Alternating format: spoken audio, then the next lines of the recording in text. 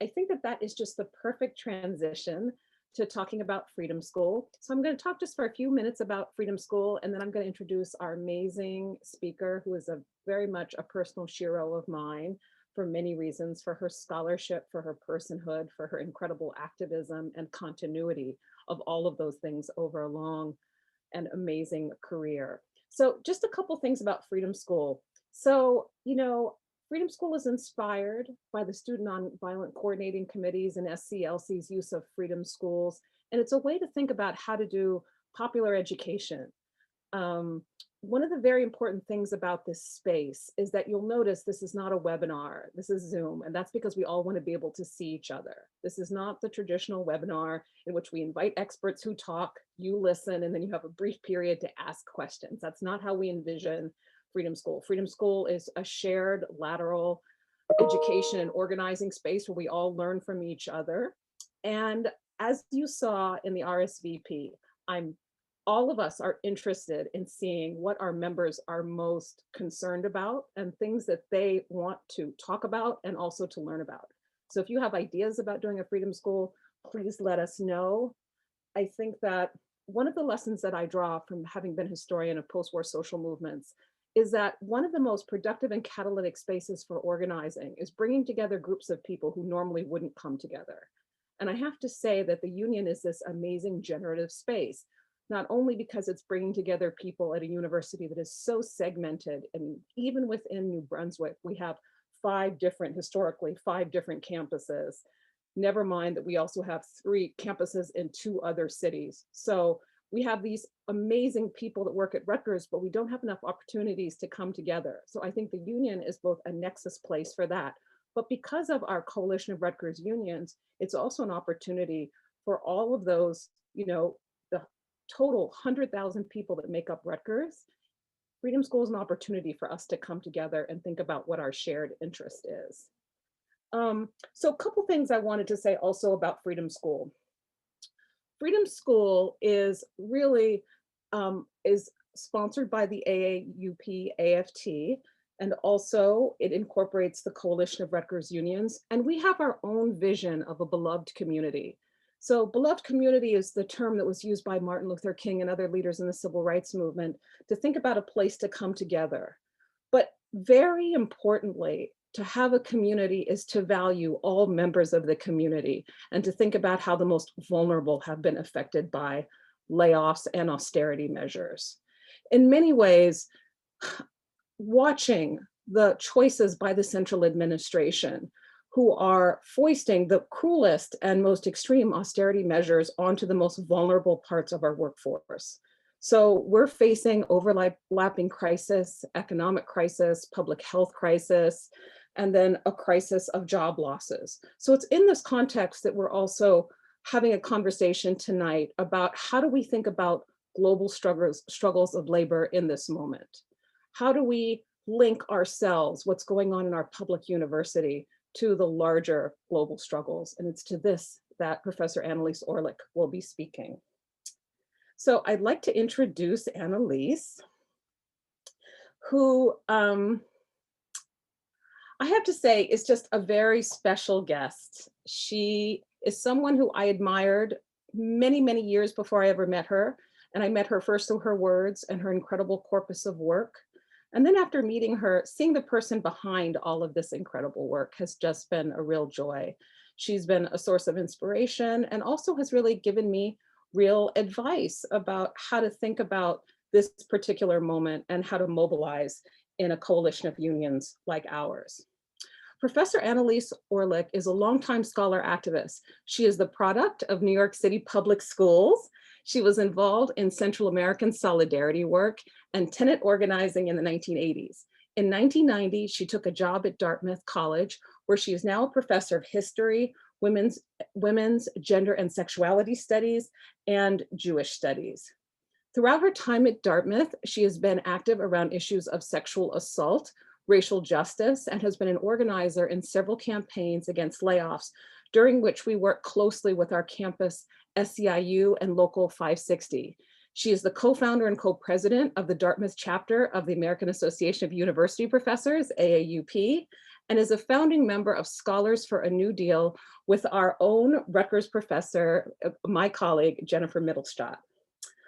In addition to this incredible activism, Annelise is also the author of 5 books on labor, race, immigration, and poor women's activism. Her books include Common Sense and a Little Fire, Women in Working Class Politics in the US, Soviet Jewish Americans, Storming Caesar's Palace, How Black Mothers Fought the War on Poverty. And if I can just editorialize for a moment, I recommend all of Annelise's books to you, but Storming Caesar's Palace is a book that literally made me cry. I could not put it down. I read it like in a straight, like 16-hour stretch. It is an amazing book, beautifully written with wonderful use of oral history. In addition, Rethinking American Women's Activism, and her most recent book, which she's going to talk about today, We Are All Fast Food Workers Now, The Global Uprising Against Poverty Wages. She's also the co-editor of The Politics of Motherhood, Activist Voices from the Left to the Right and the War on Poverty, 1964 to 1980, A New Grassroots History. And she has also written for popular media, including Salon, The Guardian, Mother Jones, Jacobin, Ms., and The Conversation. Welcome, Professor Orleck. And I think you are muted. Okay, now I think I'm unmuted. Thank you so much, Donna. I am really, really honored to be here with you all in the opening event of Freedom School.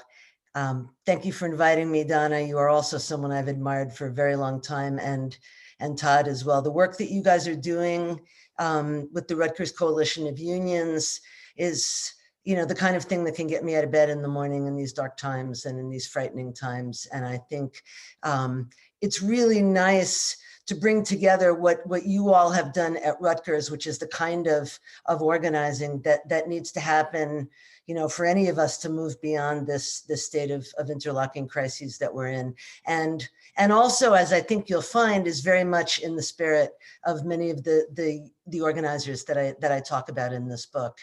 So, you know, without further ado, let me say that I started this book a little bit before the 2016 election, but I was deepest in it at the time that Donald Trump was elected for the first time. And I think it was the courage and creativity of many of the activists that I met in the course of researching this book that, as I say in the prologue to the book, really got me up off fetal position on the floor, where, like so many of us, I was in the months after November 2016. And, you know, one of the reasons why I think it's really important to talk globally, I'm going to introduce you to some folks who are very close to home, but also to some who are in different parts of the world, Cambodia, and South Africa, and Baja California, over the border in Mexico, and in the Philippines, because those folks were dealing with, you know, with governments that literally would shoot them down in the street, and the courage that they showed in continuing to fight and organize is something that I learned so much from, and that continues to inspire me, as you all in the Rutgers Coalition of Unions continue to inspire me. So what I'd like to do in this very short overview of what I talk about in the book is to take advantage of the amazing photographs by my dear friend and colleague, Liz Cook, because they will bring some of the activists into the room. And I think it'd be wonderful for us to have them here with us. So I'm going to try to screen share. I hope it works. Let me know. Okay. So I wanted to start with the story of how the book got its name. And what happened was that the book really began, I'm going to say, in 2011, when I met this amazing woman, Kalpana Akhter, who's the leader of the Bangladeshi garment workers movement. And it was someone who has linked Bangladeshi garment workers in the diaspora, including in central New Jersey and Queens, to those in Dhaka, Bangladesh, where she worked as a garment worker from the time she was 12. And I met her in 2011 at the 100th anniversary of the Triangle Shirtwaist Factory fire commemorations in Cooper Union, Great Hall of the People. And she walked up on that stage and she said, In Bangladesh, it's not 2011, it's 1911. And that is one of the themes that animate this book, which is that, that the globalization of work and the de-skilling of work, the emergence of the casual, what we call the gig economy, has created an environment where workers all over the world, including in the United States, have gone back 100 years in terms of safety, in terms of union rights, in terms of what their wages can buy. So that became the beginning, because so many celebrations of the Triangle Fire are triumphalist, you know, those were the bad old days. So we should talk about how much better everything is now. It was really awful then. And that was the beginning of my foray into, you know, to encounters with the people who do the most dangerous jobs in the world today. And many of them, we invited many of them to come and speak in the Great Hall of the People that night of the 100th anniversary of the Triangle Fire. They included garment workers, catfish processors from Mississippi, taxi drivers. One does not think of them, but taxi drivers are in some of the most dangerous situations of any workers around the world. Coal miners to this very day, the numbers of dead that were honored that night are staggering, you know, in the hundreds of thousands. So that was the very beginning. And then 4 years later, also on the anniversary of the Triangle Fire, I was invited to give a talk in Tampa, Florida. And I wanted to get together with Fight for 15 activists there. And we met in Teresita's Cuban Cafe in West Tampa. And I started to talk to the folks who were there. So there were fast food workers, including this young man, Blue Rainier, who was then 26 years old and who was an Arby's worker. His mother was a union bus driver in North Carolina whose job had been privatized and the union was broken. And he had migrated down to Florida where he became a manager in McDonald's and still didn't earn enough to pay for an apartment. He was sleeping in bus stations. And Blue began to talk to me about his work and his struggle. And I'll get back to his story in a moment. Oh, can I go backwards? No, I've lost my, there we, let's see. Okay, good. So there were fast food workers, young African-American men and women like Blue, and a young woman I met, another young woman I met named Rika Mack, who had just come back from a seminar in Atlanta where 500 Fight for 15 fast food worker activists were trained by 3 survivors of the 1968 Memphis sanitation worker strike, and had shut down traffic in Atlanta, carrying signs which, as Rika pointed out, didn't just say, I am a man this time, but also I am a woman, because the majority of low wage, especially minimum wage workers in the country and around the world are women, particularly women of color like her. Then there were home healthcare workers, and they had to Zoom, wasn't Zoom then, we were Skyping in, right? They were on little iPads on the table because many of them worked as much as 120 hours a week. And so they wanted to be there at this meeting, but they didn't have time off. And they said for them, Fight for 15 was not simply $15 an hour. For them, Fight for 15 was a fight for 15-minute breaks. It was a fight, as one of the women who attended that meeting said, to be able to feel the sun on my face. She said, I live in Florida, but I work such long hours that I never feel the sun on my face.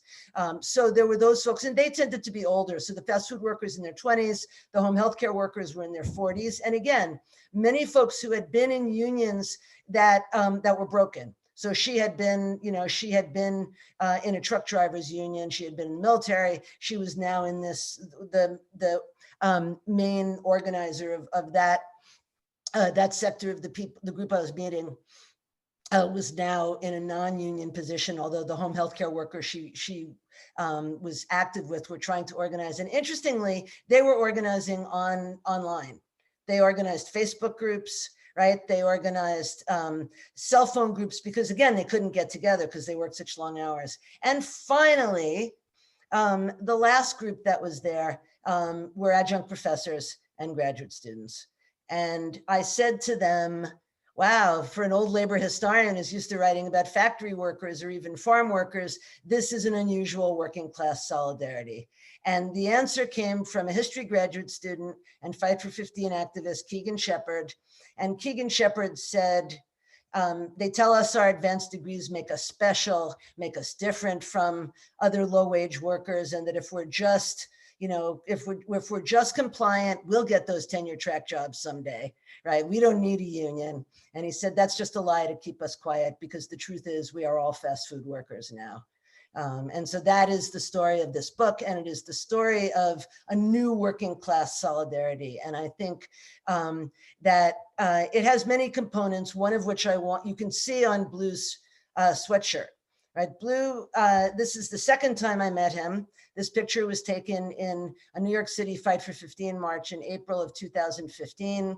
And he's wearing, as many of the folks there that day were. Let's see if we can get to another group of them. Yes, they are all wearing sweatshirts. This is a group of McDonald's workers, Upper West Side, talking about respect. This is actually, it's Brooklyn fast food workers, but the picture's on the Upper West Side. And Blue, their shirts all said, "I can't breathe." And those, of course, are words that have been spoken to many times by Black people murdered by police. But at that moment, they were referring to the loose cigarette vendor from Staten Island, Eric Garner, who had been killed the summer before by the NYPD. And so again, I asked Blue, I said, okay, so aren't these two separate movements, right? Isn't the movement for Black lives and Fight for 15, isn't one a labor movement and one is a racial justice and police reform movement? And he said, we're the same people. He said, of course. Who do you think are the people who are being attacked by the police? He said, low-wage workers like myself who are forced to work 2 and 3 jobs. And many of the folks in fast food are working 2 and 3 jobs. One of the founders of Fight for 15, Niquasia LeGrand, who was a Kentucky Fried Chicken worker in Brooklyn, said everyone she knew was working 3 jobs just in order to be able to pay the rent. So he said, when we get off that 3rd shift and it's 2 o'clock in the morning, and we're walking home or we're biking home, we're the people who are beaten by the police. We're the people who are pulled over and assaulted.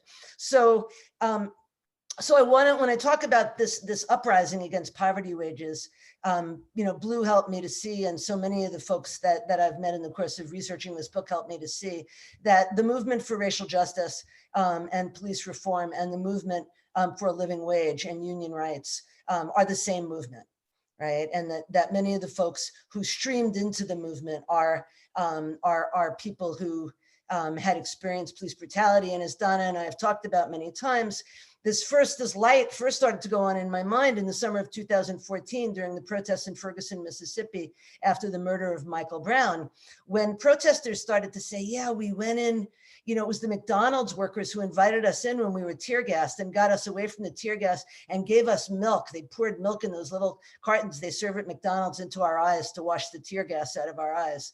And it turned out they were an early Fight for 15 chapter. And so again, those movements are linked together. But I want to take you for a moment now to hotel housekeepers who have been organizing around the world, largely women of color.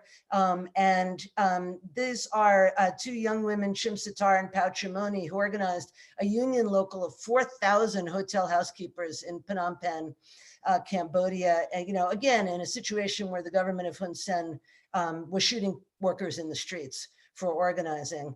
And for them, as for many other women that I met in the course of doing this research around the world, and it's a global movement. You see the amazing banner behind them, which looks at hotel housekeepers' global weeks of action. And there's one every year.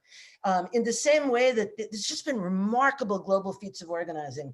So in the same way that Blue Rainier and the fast food workers, when they have struck in 2013, 14, 15, 16, they have struck worldwide. Right. And so you have had walkouts of fast food workers during each of those years in 40 countries, in hundreds of cities, on 6 continents. The same is true for hotel housekeepers.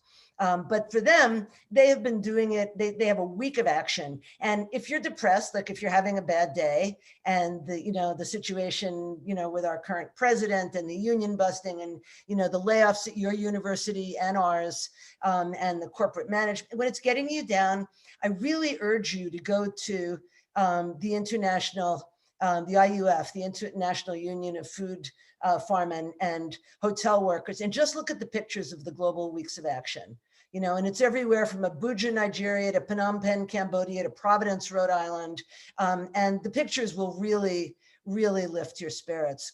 One of the things that Chimsatar and Pauchimoni and many of the women that I met around the world, Kalpana, this is a fast food worker organizer, Joanna, Sister Nice Carnation from Manila.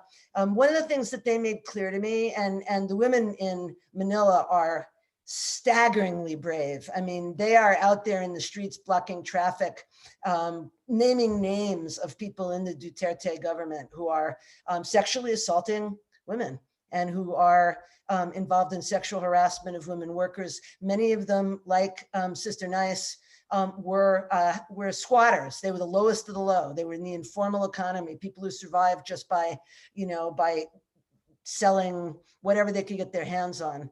But what she said to me is, and it was great, she's all of 27. I said, what is your task? And she said, well, you can't dismantle capitalism without dismantling patriarchy. I said, okay. So the other piece that I want to say is this global movement for a living wage and against poverty wages is also a women's movement. So it's a racial justice movement. It's a movement against sexual violence in the workplace. All of them have been conducting their own freedom schools. So these guys have they have Sunday freedom schools where, you know, workers who work 6 days a week come out and they meet to talk about all kinds of issues. They're calling them consciousness raising groups, right? Where they talk about sexual violence as well as labor rights. You have, and those are the union home healthcare workers in New York who come out to support the non-union fast food workers. And again, it's all one struggle, it's all one movement. And I want to introduce you also to these folks in Cambodia, who this is the United Sisterhood Alliance. And they too they're doing these consciousness raising groups on the outskirts of the city and finding ways to protest that is creative and that is new, and also that in their own struggle keep them from getting shot. So these two women were organizers of kind of an interesting creative protest that I'll share with you because I love it. Vunem who's the one without the glasses, is the leader of an all-girl group called Messenger Band.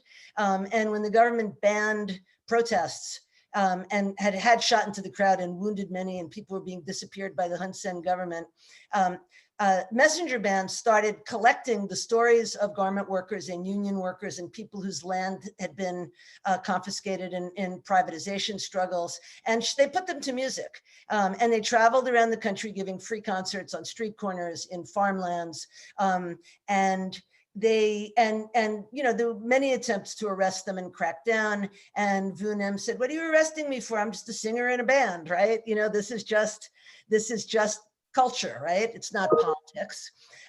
So again, their creativity and their bravery is remarkable. Tarat Sok organized a fashion show. Beautiful Clothes, Ugly Reality was the name when protests were banned. And they had all these folks who make the clothes that we all wear. And again, Bangladeshis and Cambodian garment workers in exile are to be found all over central Jersey and also New York. I sat in traffic behind a bus that had a sign in the back that said in English, "Is it your dream to move to Queens?" And, you know, so this is very, you know,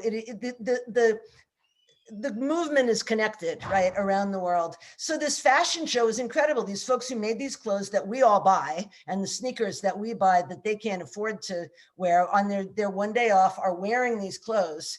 And they're coming out and they're coming out with signs that show the wages, the annual income of, you know, of Ralph Lauren and of Phil Knight of Nike and of the Waltons, you know, the owners of Walmart, and then the wages of garment workers. So it's a remarkable protest. They even did a dance performance that was actually based on Crick Crack, an African-American street dance from Los Angeles, and that mimed the murder of garment workers in a protest by the government, all silent, managing to stay alive. So what I want to say is it's a women's movement. It is a racial justice movement, and it is also a movement that is an environmental justice movement. And I want to talk a little bit about, somewhat closer to home, farm workers in North Carolina. These folks are in Ventura County, California, and they are the people who, this is Anastasia Lopez and Arsenio Lopez. Arsenio is the director of an amazing community network called the Mixteco Indígena Community Organizing Project that has been struggling for years to unionize farm workers up and down the West Coast, and particularly berry pickers, the folks who, some of you are old enough to remember, some of you are not, but berries weren't around all year round, right? You didn't have 12 months of berries. Berries, suddenly all the grocery stores had berries, 12 months a year. And they're called red gold by the workers. And they are the leading edge of all the big supermarket chains. So they are, Walmart has 1 in 4 American grocery dollars are spent there, and their big sale item, the thing they make the most money off of, is berries. And yet Arsenio's father, since 3 generations, they reveal the story, right, of the history of farm workers coming into the United States from Oaxaca, and the ways in which the other side of NAFTA, right, the ways in which NAFTA is described by, many populists in the United States, right and left, as having devastated American workers, but it devastated Mexican farmers, right? So there were thousands of varieties of wild corn. The market was flooded with genetically engineered American corn, and people were forced off their lands. Something like 10 million people lost farm jobs, and the number of people coming across the border to the US doubled. But these guys were coming before, right? Arsenio's grandparents, Anastasia's parents, came as braceros in the 1950s and 60s. His father came illegally when Driscoll's Berries, the big berry monopoly, started to try to get workers across without illegal means, like the Bracero program. His father used to live in holes under the ground. Arsenio and everyone he organizes in Ventura, now that immigration has been so heavily criminalized and the border has been so militarized, walked across the border, even to this day. And, they told all of those stories. So Arsenio and the indigenous farm workers of the West Coast have been involved in remarkable strikes. I talked about the fast food workers and the hotel housekeepers. In 2013 to 15, blueberry pickers in Sakuma Berry in Washington State and British Columbia, who pick all the berries you see in all ice creams, Haagen-Dazs ice cream, Ben & Jerry's ice creams, went on strike. They were inspired by grape pickers in South Africa, a remarkable strike of 16,000, mostly women, a lot of them Zimbabwean migrants in South Africa, spread to the blueberry fields. Then it went down the West Coast and it went into Baja California in the summer of 2015. 50,000 berry pickers walked off their jobs and burned the fields, closed the roads to the United States. There was almost no coverage of it here outside of the LA Times. But and I'm only supposed to be 20-ish minutes, so I'm going to stop in a few. But I want to say that all of these strikes that I'm talking about have been remarkably successful. And it's really worth thinking about, because these are the most disfranchised folks. These are the little Davidas going up against Goliath corporate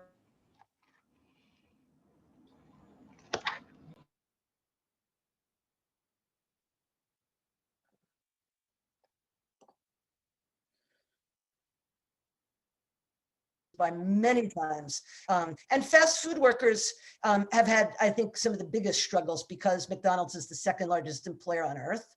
Oh, can you still hear me? My computer is telling me my internet is We can hear you now. Is it okay? Yes. Can people hear me? I don't know. Okay.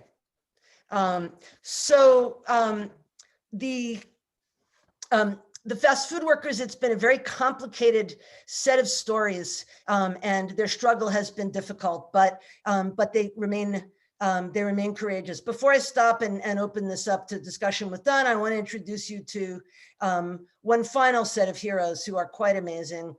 This is Denise Barlage and Venanzi Luna, 3 years after they led the first strike against a Walmart on North American soil. They were, like all Walmart workers who became involved in organizing, they were immediately laid off. Walmart would close stores across the United States when people started to organize, but they have remained in the struggle for all of this time. You know, it's kind of devastating, but you know, they began filing unfair labor practices. They learned their rights. They have continued to, they paid, which is really quite amazing. Walmart workers, the little that they earn, pulled their salaries to bring Kalpana Akhter and, you know, to speak at the Walmart shareholders meeting, right? And to represent to the Walmart family the conditions under which clothing is made, you know, for sale in their stores. So again, the global consciousness of these workers is quite remarkable. And I think to some extent that has to do with transnational corporations. They all work for the same corporations. These guys were so scared to go into their shop, to go back to work after their strike. And before they went in, this bus pulled up, they were blown away, and out walk Walmart workers from Chile, where they had shut down the entire country's Walmart stores, from Uruguay, from South Africa, and from across Europe, where the Walmart workers are unionized. And they marched them back into the Walmart store, you know, brandishing their Walmart IDs when they tried to throw them out, and, you know, and singing union songs. So again, global solidarity, very important. But Jenny Mills is not only wearing her on strike shirt to talk about her experiences organizing at Walmart, she's pointing to the home she's lived in for the previous 2 years before this photograph was taken. She said she was one of 3 homeless full-time Walmart workers in her Pico Rivera, California store, and that every Walmart where you know, where they went to organize had homeless workers, right? So people who, like Blue, sleeping in the bus station, are working full-time but are homeless. The other thing that Denise wants everybody to know is that the reason hunger striking and has become a major strategy of this movement, and Denise, every year at Thanksgiving time, so it's coming up, which is a 10-day hunger strike underneath the Park Avenue apartment of Alice Walton, one of the 6 Walmart heirs, whose income cumulatively, 6 people, is the same as the bottom 40% of American wage earners. Millions and millions, hundreds of millions. So she said, and the reason why we're hunger striking is because workers are hungry, because full-time workers are hungry. It's not hard for us. We're not afraid of it. So she hunger struck in front of LA City Hall before California passed the $15 wage, and when LA County was the first to do it. She is hunger struck in front of underneath Alice Walton's apartment. And this continues as a major strategy in the movement. To come back to academia, and then I'll stop and open it up to Donna. My son, when he's a student at Yale, and he was accepted, we went to accepted student days, and the graduate students were hunger striking, right? They had organized a union, they had been recognized, and Yale was taking the case. They were waiting to go to the Trump NLRB, right? Because the Obama era NLRB had recognized them. They were waiting to go to the Trump era NLRB to overturn the recognition. They had unions from all over New Haven coming in, thousands of people. It was, you know, they had tremendous support, and they published one of the deans. I love the phrase deanlet. I'm going to use it from now on. One of the deanlets wrote a piece in the Chronicle of Higher Education talking about these spoiled graduate students who dared to take on, you know, the strategy of Dolores Huerta and, you know, Maria Elena Durazo and Cesar Chavez and, you know, and folks like this.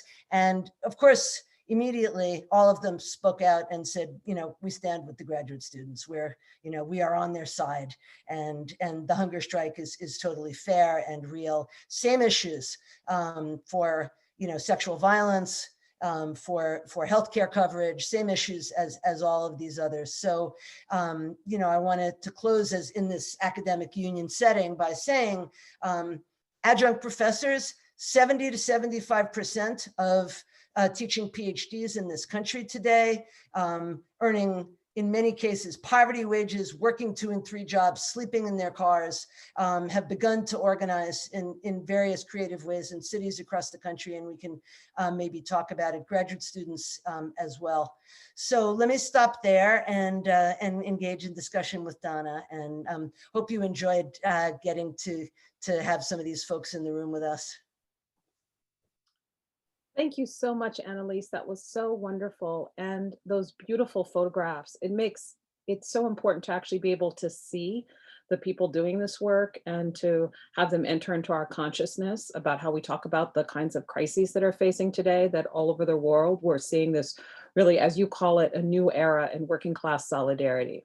So in keeping with that, I wanted to ask you a question about, in thinking about the current moment that we're in. So I think all of us, unfortunately, have been glued to the television this week, and it goes without saying, for the last 2.5 weeks or so. But the simultaneous extreme wealth polarization and the rapid downward mobility of the majority of the American population is the key to understanding, I think, this widespread embrace of right-wing populism. Of course, we have a long history of white supremacy and settler colonialism and all the violence and racism that comes with that. But I think the kind of thing that we're seeing, which is also a global phenomena, has to be explained by talking about the larger conjuncture.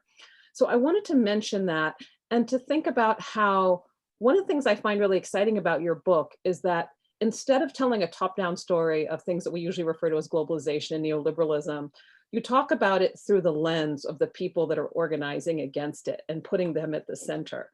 And there's so many lessons to be learned from your work, but one of the things that I was interested in that speaks to this larger issue of what do we do with strong men and right-wing populism.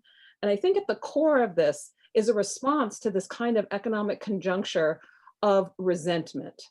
So in so many ways, the opposite of solidarity is resentment. And I think when you want to build broad coalitions against different groups of people that may be divided, precisely the strategy that was used to attack graduate students organizing and trying to identify with other low-wage workers is to try to cultivate resentment. So I think that it's a problem, it's a strategy in terms of employers, but it's also something that I think all of us have to confront within ourselves and within our organizations. So I wanted you to talk about kind of solidarity as an active process and kind of how you see it given this moment of massive downward mobility. And really it's a post-Cold War moment in which capitalism is really running wild right now. And even workers that have traditionally had many more protections are losing them. And we're seeing a dismantle of the kind of 20th century welfare state. So I want to hear more about what you learned from how people build solidarity and actively fight the forces of resentment, be that race, gender, sexual violence, or even resentment of categories of workers. So how do we do this, and what lessons do we draw both from this book and your other research? Well, when I met the folks in Tampa, that was a question that came up right away. And Blue Rainier and Rika Mack, the McDonald's workers, said to me, whenever they would organize, people would say to them, "Oh yeah, if you want to get more money, then you should go back to school and you should get an advanced degree." And Blue talked about how revelatory it was to him when he realized that when he was attending community college, after working his 2 or 3 jobs, really trying to get a college degree, that his professors were earning about the same amount as he was. And they figured it out. They all sat down there and the adjuncts figured out that actually they were earning slightly less because he'd been promoted to $9.25 an hour. And they figured out when, they factored in their, the stuff they weren't paid for, writing letters of recommendation and, and meeting with students and writing lectures, it was that they were earning about $8 an hour, $8.25 an hour. So I think that, I think that what the professors said is we've learned so much from the organizing strategy and the stamina and the songs sung by the fast food workers and the hotel housekeepers. And so I think that's part of it is to really, that's why I called the book, We're All Fast Food Workers Now, right? We are not special. I mean, I am, immensely privileged to be part of this tiny, this tiny group of tenure line professors and tenured professors. And yes, this is a very prestigious job. I do believe tenure will disappear in my lifetime, which is why I think it's incumbent upon those of us who still have that protection to organize, and to organize unions, with everybody else, so that that same protection is available to people. I think all over the world, people have struggled against this issue. So, in the Philippines, the domestic workers that I met organizing were from the Visayas. They were indigenous, and they were looked down on by Tagalog speaking people in Manila. And it was really interesting to me, because what did I know? I walked in there, I thought Tagalog, I should learn a few words and that would make me culturally sensitive. And this woman said, oh my God, I'd rather speak English to you. Tagalog is the language of the oppressor. So, it's very, very important to create that kind of solidarity across lines. And I think because of the gig economy, and because you have so many college educated people who thought of themselves as middle class, earning poverty wages without security. And, I think that is one reason why we've begun to move against this. And I think we're starting to see, the election and the 72 million people who voted for Trump make me question this a little bit, but the positive coverage that we've seen of some COVID workers, essential workers, labor protests, have given me the sense that, we're in a moment when this affects so many people that they are talking positively about unions. And living wage is one of those strategies and that transcends those divisions. It really does. In both elections, states that voted for Trump also voted to raise the living wage. So I think talking in those terms is really important. Thank you so much for that. I wanted to say to everyone, we're going to open this up very soon for other people's questions. So please put your questions in the chat, and then we will read them and then have you actually say your question in person.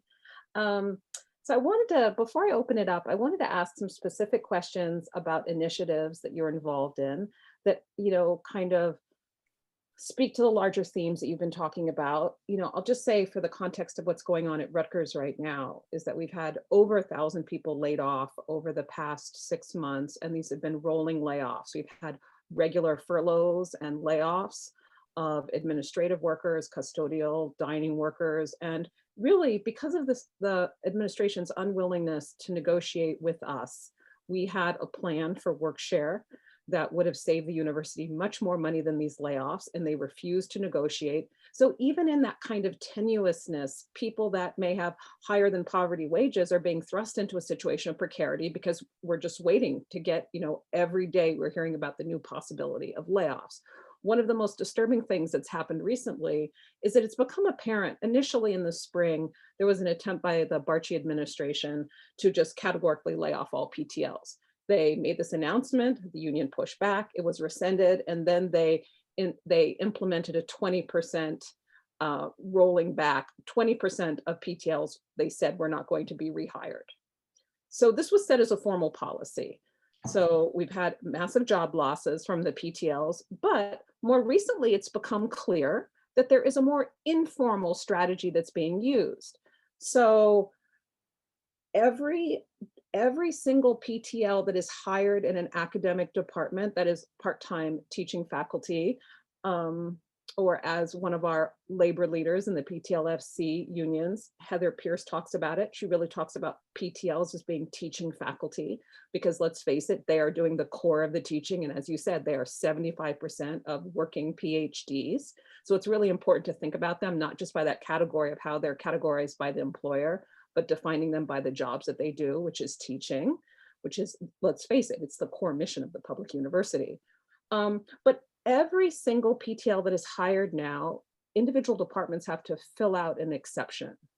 So in many ways, just as we're seeing with graduate students, the individual departments are the ones that have to be involved in this process, and it entails enormous amounts of work for them. So, it's kind of as if we're faced with new forms of precarity. and new ways to foist the most aggressive forms of austerity onto the most vulnerable categories of workers.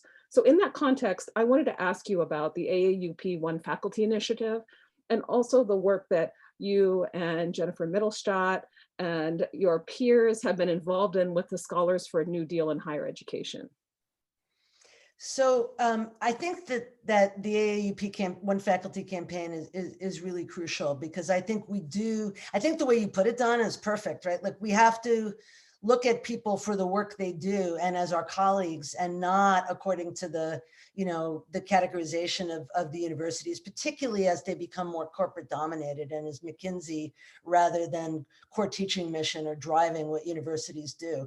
So AAUP is attempting to, when you create a chapter on campus, always to be organizing, part-time faculty and adjunct faculty, because not all adjunct faculty are part-time. Some are, most are, but there's also those that kind of ladder, even among those jobs, and some people have longer term contracts. But to organize folks together and to stop buying into this notion that tenure somehow makes us different or better, and that not having tenure diminishes should diminish the status of teaching faculty who do the majority of teaching, not just at public universities, but increasingly in the time that I've been at Dartmouth, I think it's now a third of the courses on campus are taught by part-time faculty. So that's a really crucial campaign. And your union is a model. There's some other places at the University of Vermont. My colleagues I know have organized together tenure line and non-tenure line faculty at Hofstra. So it's an attempt to drive that. Scholars for a New Deal for Higher Education, really the brainchild of your colleague Jennifer Mittelstadt, and recognizing that public universities that have been starved since the 1980s, and especially since the cutbacks in federal allocation to states and thus state allocations to public universities are, facing disaster during COVID, right? And I mean, many non-elite private universities are as well, which is why we're including them in this notion of a New Deal. And the idea is and again, we'll see what happens under the Biden Department of Education and what we can pass without depending on what happens in the Senate. But the idea is a federal New Deal kind of allocation, large infusion of cash into public universities, but with strings attached, because we don't trust that the administrations of these public and non-elite private universities will spend the money the way we hope. So they'd have to eschew layoffs, they have to regularize non-tenure track faculty lines. They have to continue to pay student workers and recognize, student workers' rights to unionize, forgive student debt, and also provide money to bridge the technology divide, because it is very likely that what we're doing now and the way we're teaching now will become, much more widespread even than it has already been. So that's Scholars for a New Deal for Higher Ed. We are very lucky that the national AAUP and AFT have taken this on as campaigns that they themselves will run. They're developing toolkits for organizing on different campuses.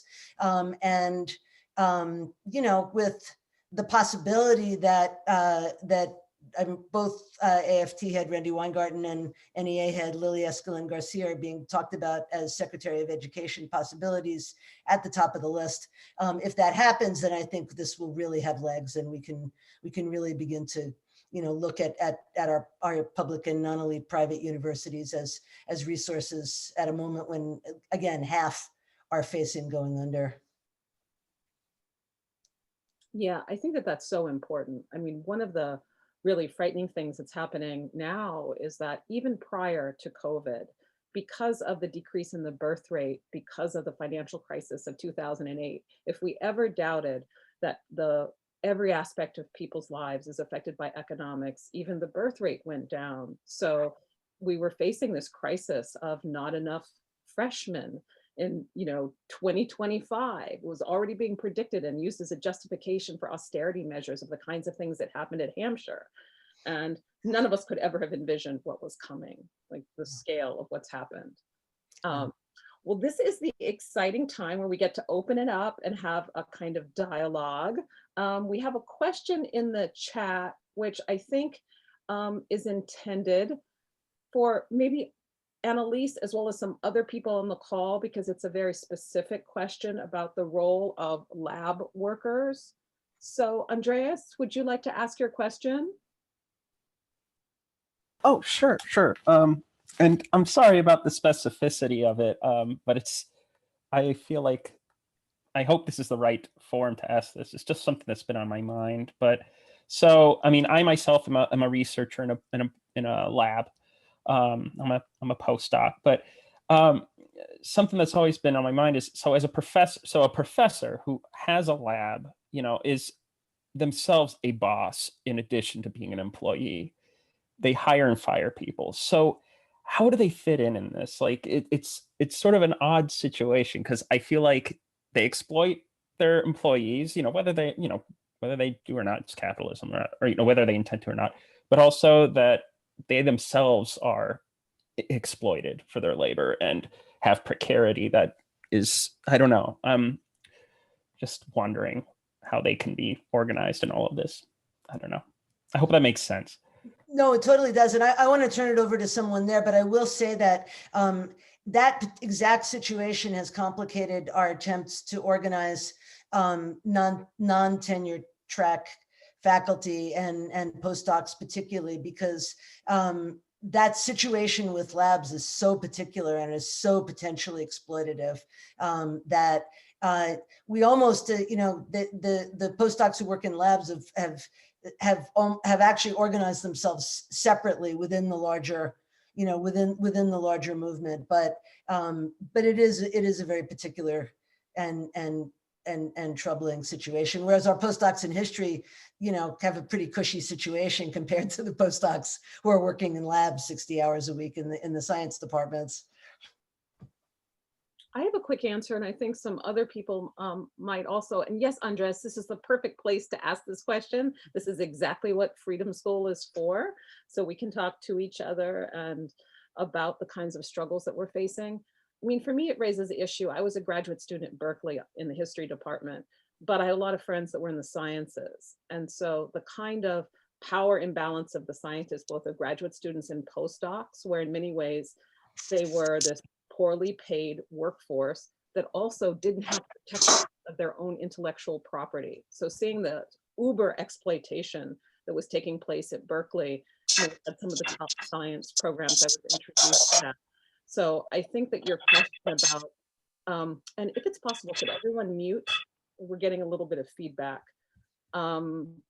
But I think that this divisions among academic workers and figuring out how do we build coalition and how do we have best practices in order as faculty to not engage in these extractive relationships. And I think one thing I'm struck by, because I was a graduate student at Berkeley where we were trying to organize a graduate student union, and we ultimately did successfully, but the faculty were not unionized, and many of the faculty actively opposed unionization. So, one of the interesting things about the AAUP-AFT union is that it is both faculty and graduate students in the same union, as well as postdocs. And on the one hand, this goes back to that question. It's one of the reasons I was asking that question of Annelise about how do we think about solidarity and how do we also wrestle with resentment and tensions that are based on real structural inequality, and when that's all shared inside the same union or inside a larger coalition. So I think it's important, and I think that unions provide an alternate space to litigate these questions separate from simply accepting what the employer's relationship is. I don't know if that answers the question, but that's off the top of my head what occurs to me. Are there other people that would like to respond?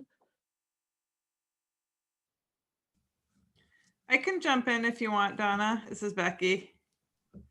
Hi, guys. Becky Given, Vice President of our Faculty and Grad Union. I think for me, one of the things that we've seen in the pandemic era is that these elite superior workers are actually vulnerable, usually they just feel disempowered, and it's easier for them not to speak up or develop solidarity, so that, you know, the tenured faculty for grad workers and postdocs.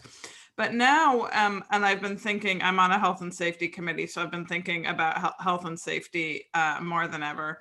And what we see is that some of the issues are actually the same issues. So as opposed to before, when, you know, tenured faculty would run around and say, oh, I don't know, I don't have any power. Actually, you know, although we haven't had it at Rutgers, we've had it elsewhere, you know, faculty being forced to teach face-to-face against their will, but also obviously in labs, in-person lab research, and safety issues become important, and the issues are really the same, right? So if your building is appropriately, you know, de-densified, there are few enough people in the building, are you spaced far enough apart, do you have the right PPE, all of that, those are the same for any human being with a body who works in that building. And so I think that might be an opportunity to build solidarity in ways that there were a lot of obstacles to overcome before, not to say that they were insurmountable. I think they were possible to overcome through, you know, long-term relationship building and organizing.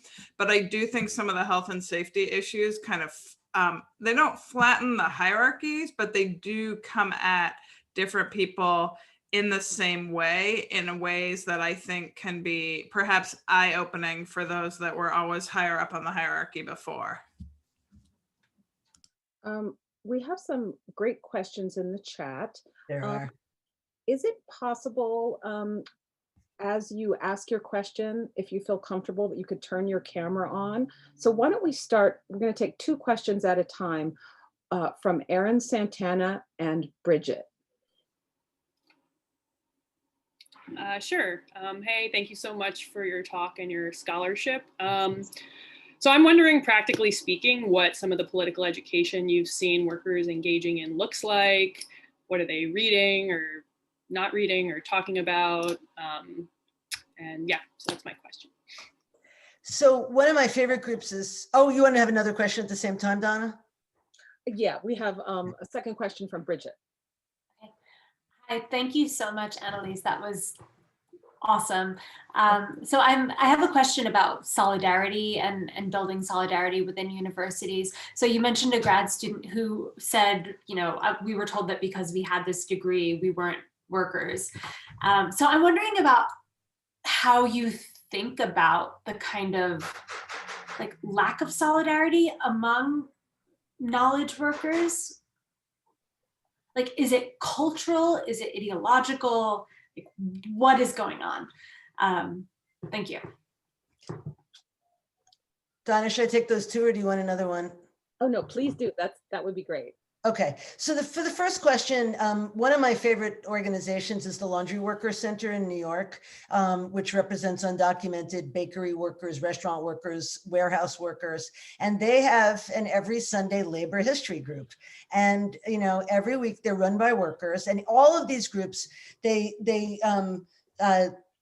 share it around so that a different group of workers each week comes and presents. And I was really intrigued by the Laundry Workers Center because you have both Dominican and Haitian workers in the organization, has really looked at you know, the different manifestations of racism in the home country and racism in the United States and the way in which it separates workers. So, you know, they came in and they read different pieces on, you know, on colorism in the DR. They read civil rights history here in the United States, you know, and then, you know, there were, for example, in Cambodia, which was fascinating, the garment workers groups, you know, one day they would be reading international labor law and they would be finding out like what the International Labor Organization conventions were that were passed in their country. And another day they would be reading about,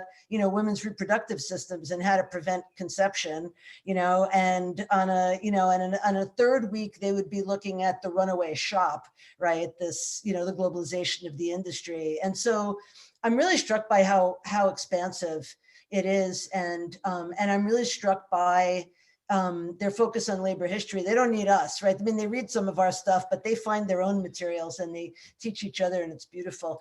As for why it's so difficult to create solidarity in an academic setting, and again, why I so honor what you guys are doing and have done. I just think there's a lot of complacency, and a lot of faculty do think of themselves as management, and graduate students have really had to, disabuse themselves. Keegan Shepard, who gave me the title for the book, said, it was just all of a sudden came to him like a bolt of light that all this talk about how all the work they were asked to do for free, that was part of their education. He said, oh, wage theft. I got that from the fast food workers, right? They made me understand when you're forced to work for hours and you're not paid, that's wage theft. Right. So it's really interesting how that's worked, but it's still a hard struggle because academia is very elitist. Still, although Rutgers is one of the least elitist institutions. Anyway, I hope that helps, but I'm continually frustrated by colleagues of mine. I can get about a quarter of my tenure line colleagues involved in stuff, but 3/4 of them, no, they live in their complacent little worlds, and graduate students are scared. There's a lot of pressure. I think it is true that professors may be employees, but they also put pressure on graduate students not to do things they don't want them to do, and they threaten them, about their careers, and that's really ugly, but it does happen, and it has happened at my institution. So anyway. Yeah, thank you so much for that. I think that is, and thank you so much for both those questions. Yeah, those are great questions. Yeah, and I think Bridget is a member of our media narrative committee, who's done amazing work.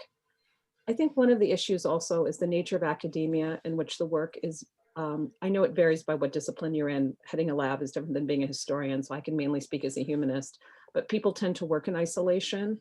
And the nature of the work is very much influenced even by self-branding and advertising. Sometimes I think of us almost are like, how would we categorize ourselves?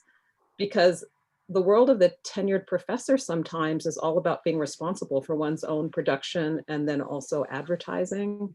So I think one of the things that's needed to produce solidarity are core mechanisms, institutions for solidarity. And I have to say the union has been a place where it redefines the nature of relationships where we find ourselves engaged in common struggles, but just trying to figure out how to have mechanisms where people can come together and have an experience that is not based on rank, but a kind of shared sense of identification. So I'm really interested to hear also other people's contributions. And Annelise, if you have more to say about that, about kind of solidarity as an idea, but it's also creating institutions where solidarity can be a practice. But you have to let go of this notion of prestige to some extent. So our union local, like our adjuncts have not unionized yet. They're in the AAUP chapter, but it's not a collective bargaining chapter because of the Yeshiva decision in 1980. The private universities don't have to recognize. But adjuncts could be recognized. And Local 560, the painters and the food service workers and the janitors are constantly going and they're saying, we have more job security than you do. Right? We have a contract specifying what can happen to us, and we actually earn more money. And so, there's nothing to be lost by unionizing, but there's so much fear. And I think there's also this idea of like, I have a PhD, what do I have in common with a bunch of painters and food services workers? And I think that's hard for people to let go of, even if they themselves are harmed by that unwillingness to let go. And that is definitely part of the struggle to somehow figure out how to make that easier for them to do. Thank you for that. The next two questions come from two of our PTL leaders, Mumji and HP. Let me turn my camera on here so that everyone can see me. As I perhaps didn't phrase the question in the best way, now that I'm thinking about it in terms of using the fast food analogy, I'm thinking of like student debt as almost like a huge payday loan that extends over decades.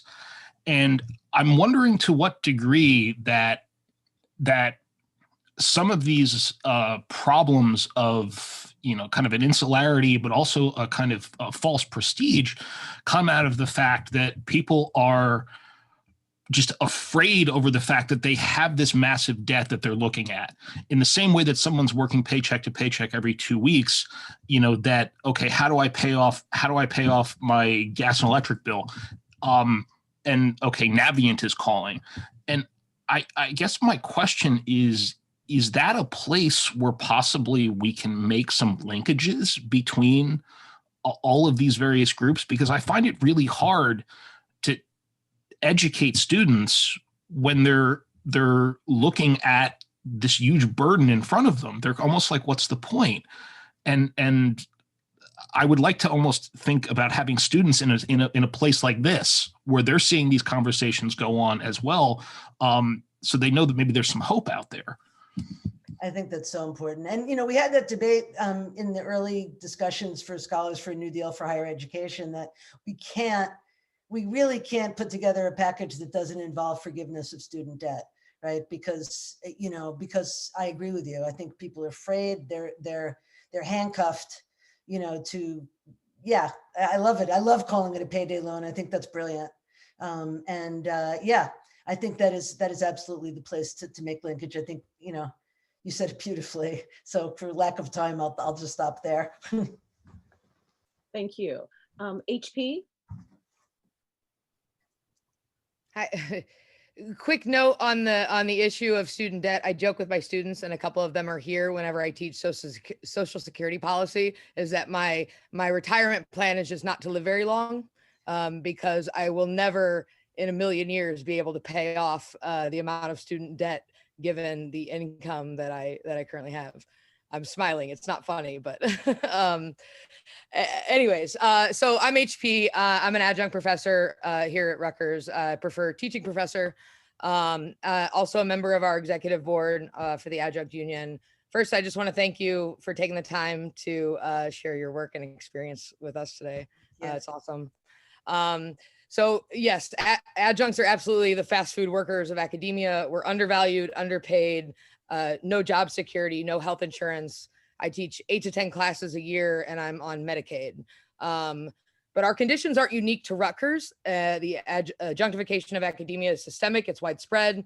And this idea of this global consciousness, this global solidarity really speaks to me, because we can't just fix the systemic exploitation of adjuncts, the systemic problem, by reforming one university alone. This race to the bottom dictates that we reverse adjunctification on a global scale with the entire system. So given that it's not just like one bad boss like Walmart that's uniting us, how do you have any advice for how we can begin to build this solidarity amongst adjuncts and our allies across institutions so that we can work together to make this systemic reform? Yeah, I mean, the work is, has begun. There's new faculty majority. There's, the Faculty Forward. There are a number of groups that are organizing like that. And I think everyone recognizes exactly what you say. Most adjunct faculty that I've spoken to don't work at one university, right? I interviewed one guy who taught 12 courses a year at 3 different universities and was, constantly in his car, and he was on Medicaid, and on food aid for his kids. And I think 12 courses brought him to $30,000 a year. This was 5 years ago. Maybe it's a little bit more. But so they have to organize. And, there have been some interesting successes. St. Louis had a metropolitan strategy, right? So they said, we're not looking at one university. We have to all get together and organize across.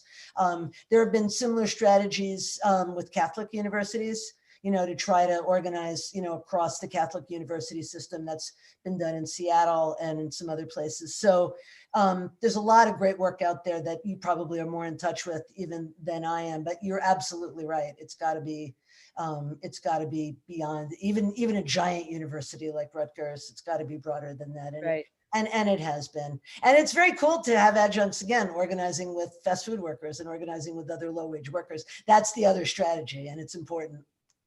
Yeah, I agree.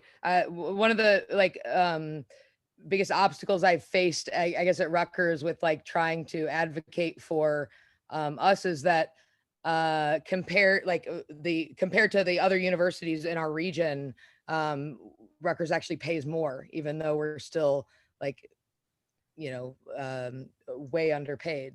And so that's just the response. That's the instant response. And the only way to solve this is to bring us all up together. There's no other way to do it. Thank you. Thank you. So we have a couple more questions and comments in the chat. We have Angela and Alex.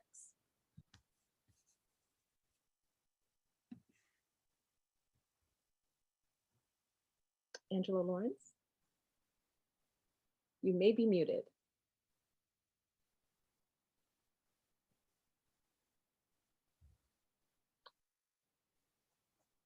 Hi, Angela. I think you're muted. Oh, still muted.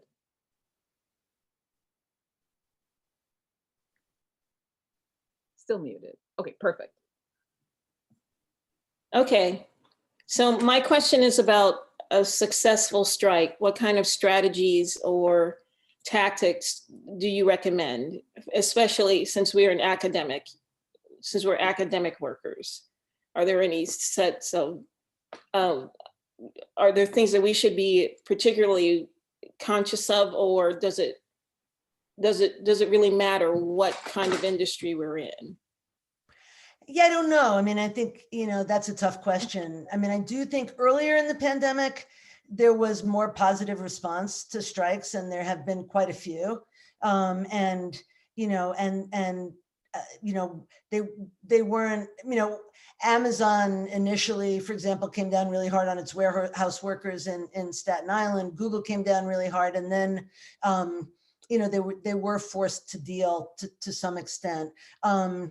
I think, again, a broad strategy is a good one. I didn't end up talking about it, but Donna and I earlier today were talking about the strike for Black Lives in July, which was across different institutions and different trades, different professions, and uniting the struggle for police reform and justice with, with the fight for a living wage. In academia, it's what we've been talking about. You're fighting this idea that, oh, our institution actually treats you better. You should, not be so spoiled. We're fighting the misplaced sense of prestige. So I think what you guys are doing, I mean, if you can support each other, the fact that, that this union is a coalition across many different kinds of academic workers, I think that would be really powerful. And one strike that we had, which was, the students stood with the staff, and that was really powerful. They created a Students Stand with Staff movement a couple of years ago, and they supported the union worker strike against layoffs. And that was great because people don't expect students to be part of the strike. So I think that's also a good strategy. And students do, at least what I've seen, really do want to help in any way that they can. So we're reaching the 8:30 mark, but we have another question in the chat. We did start a little bit late, so I understand if people have to leave right at 8:30, but we're going to go over just a little since we started later. Before I go to the next question from Alex, I wanted to editorialize just for a moment that many of us went to strike school. We had 100 people that attended Jane McElvee's strike school, sponsored by the Rosa Luxemburg Foundation. And I think I could safely say for all of us, it was an amazing experience. It was incredible having this 6,000 to 7,000 workers from all over the world. That was maybe the biggest experience that I've had of experiencing a really direct global solidarity with many different kinds of people. And it gave me a sense of how empowered you are just by that kind of, global, the same simultaneity of experience. And I just wanted to say quickly, one of the big points that Jane McElvee makes, and she explained how you win a teacher's strike in a right to work state. How do you do that? And it's by creating a supermajority, where you do the kind of organizing where you go to the leaders. You just don't go to the third or, the kind of left portion of the workforce. You organize the people that are the most difficult, and through that create supermajorities.